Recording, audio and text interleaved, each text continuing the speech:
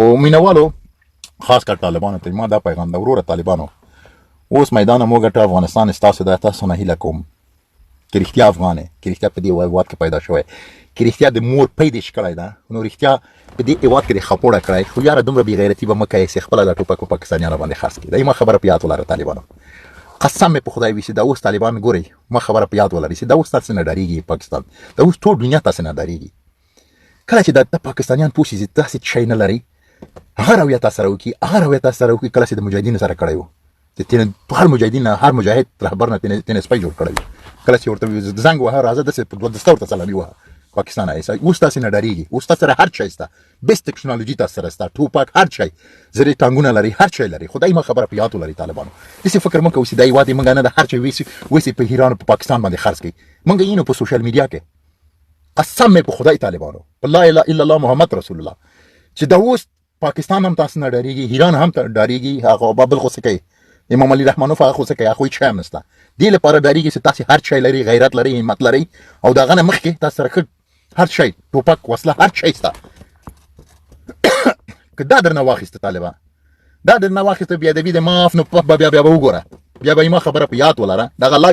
دا لایف به زه دلیت نه کوم دا به همداسې پرېږدم دلیتوم نه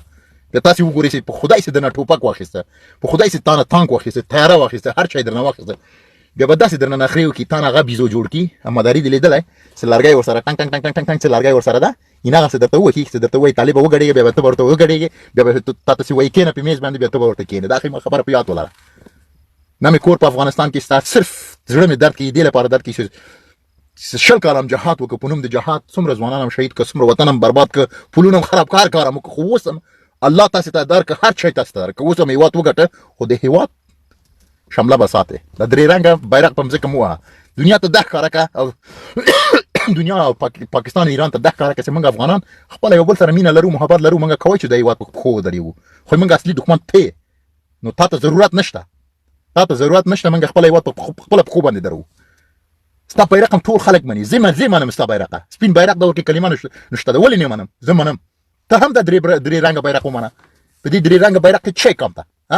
هر رنګ هر معنا لري دا خو نه د سینې د بیرغ به دوستم جوړ کړی یا غني جوړ کړی یا بل څوک اتیا کال کې وروره په دې درې رنګ بیرغ باندې څومره ځوانان شهید شو د افغانستان استقلال هم واخیسته پوسلی زما خبره پیات ولري زه خو پیګم چې ما لایفونه ډیر طالبان هم ګوري او تاسو نه هیله کوم چې دا سره شیر کی چې طالبان وګوري بیا هم زه تاسو ته وایم طالبانو بیا هم وایم چې خدای نه وډارسي الله نه وډارسي اوس هم هیواد ګټلای مکوي خپل شامله ولا ټوپک ایران او پاکستان ته نه دالخور ته نه او قسم په خدای څنګه تاسو دالخور ته د خپل ټوپک خرڅوي خپل هر شي افغانستان نه وړي الته خاصوي ځان سره فکر وکړي یاره ځان سره د دال پلو سره مقایسه وکړه ځکه د دال قوت بچي خو لکه دال چې بیا د ماف د کون اختیار نه لري داس د تیزه وکي تا باندې نخري کوي او ته چې غیرت ته چې پښتون ته چې قهرمان ته چې د مسلمان کړی دا تا چې د پاکستاني د مسلمان کړی دا او تا باندې چلونه کوي نو یاره زه د زویم چې په خدای چې شرم ده په خدای دا نن انیس حقانی مې ولید چې الته یو لاس کې امارات اسلامي بیرغ او بل لاس کې ملي بیرغ چې شي کام سو وروره په دې کې چې شي کام سو دواړه منګه د هیواد بیرغ ده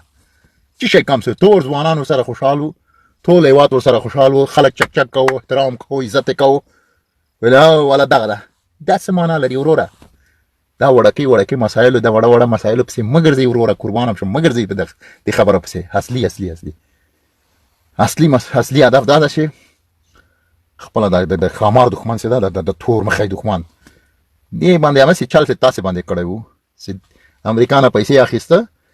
امریکا ته یې ور کړو او هغه ځان د دې حالت کراته تاسو باندې بم اچو تاسو ځوانانه په شهادت راسو ته امریکا هم پیسې اخیسته او تاسو ته ویل چې ولا ز تاسو راي پوسلی اوس اینه مګه چال تاسو ور باندې وای پنجابای دا ورته دال ښکارا کلا کوي درته خوري څه کې اوسېږي نو دا اخري خبرو